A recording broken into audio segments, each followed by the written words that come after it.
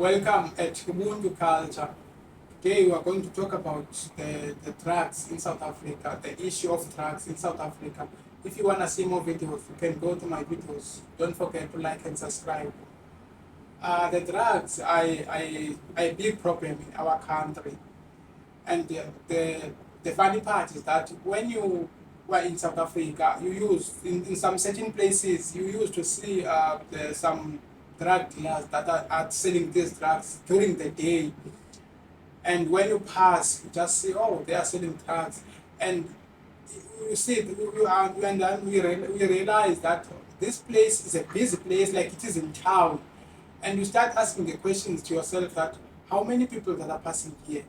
And these guys, these drug dealers, they can't differentiate people that are working for government and people that are not working for government when they are not wearing the uniform. So it means people that are working for government, they do see these things, but I don't know what they are doing about that because of these drugs, these drug dealers, they are seem to be free and not worrying about anything because of they are doing as they please. So it seems like there is a connection behind somewhere, somehow, because of these drug dealers are killing our country and are killing our youth mostly because of most of South Africans are desperate because of some they are looking for the job for they've been looking for the job for 5 years and some for 10 years and some they went to colleges and some went to universities. They are having degrees and diplomas, but now some of them they are above at the age of 35 because of the apprenticeship and the posts for jobs that are coming out in South Africa. They are looking for people that are at the age of 18 to 35. So it means that once we are above at the age of 35, without the in-service training, without apprentice, without apprenticeship, whatever you call it, so it becomes difficult for you to get a job because of in order for you to be on the workplace, to be fit enough, you need to be trained or to be like to have some basics of the workplace that you are in. So it becomes difficult for a lot of people because of people now are going through a lot. They are depressed, so they are desperate because of once you become desperate and then you are not mentally strong, you're not physically strong, you're not spiritually strong. So it's easy for you to find yourself maybe drinking every day or finding yourself consuming drugs because of people are desperate. And these drug dealers, it's like they understand our dynamics, our problems of this country. So now that's where they step in, feeding the youth these drugs. So they are destroying the leaders of tomorrow.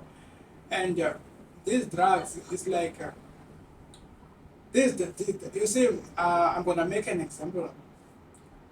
At the police of the South African police, I'm gonna compare them to to someone who's watching a person who's being fed a poison or who's being poisoned to a point whereby that when the person that is being poisoned is transforming now to a criminal, raping and killing and doing all those things. That's where the South African police step in when the person is starting to rape and kill people and rob people. And then you start like thinking that if these police were doing their job properly, they could have prevented that long time ago prior. Why this maybe this guy was consuming these drugs was it's these drugs that led to these things that they are maybe end up committing like the rape and the killing and all those criminal activities that are led by when you have when you have used drugs or when you are under drugs when you are under the influence of drugs. So these police, if they were doing their job properly, I say they were going to prevent, they were going to deal with the drug dealers decisively in order to prevent these crimes that are happening in our country. But I think in their mind they just some of them they are corrupt, they benefit from that. So they just fold their arms when these drug dealers are operating, and some of them, the police are benefiting from these drug dealers. So it's like they just fold their arms and then wait the person to transform from the being the drug user up until to the criminal. When he becomes the criminal, that's where they step in. So it's difficult, even if the new president were to be elected or step in, it can be difficult in a way, like electing the new president who's gonna put the strict laws and like being radical. So it can be difficult in a way that these drug dealers, and after some time, they will they will be accumulated so much. They will have a lot of money, and we all know that in South Africa, once you have a lot of money, you become untouchable. You become above the law. We all know the races, the racial groups that are having money. They become above the law. They do as they please.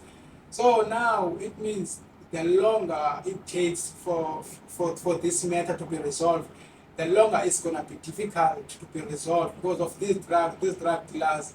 They are accumulating so much, and then by then they will be having a strong connections to the South Africans, because also the South Africans, they are, most of them, they are involved. They are, some of them, they are drug dealers. So, and I'm wondering that how does a drug dealer sleep at night, knowing very well that he is destroying the impilo zabantwana babantu, and when the person seeing in the on the street lamapara and the drug users, like how does the person feel because of he's destroying the nation when he's destroying the youth. So I find this topic so fascinating because there's a lot that is going on in our country, and our South Africans are desperate for the job, and some of them, they find themselves using these drugs because of, like, they are really desperate. So if there's a topic that you want us to talk about, you can drop the comment on the comment section below.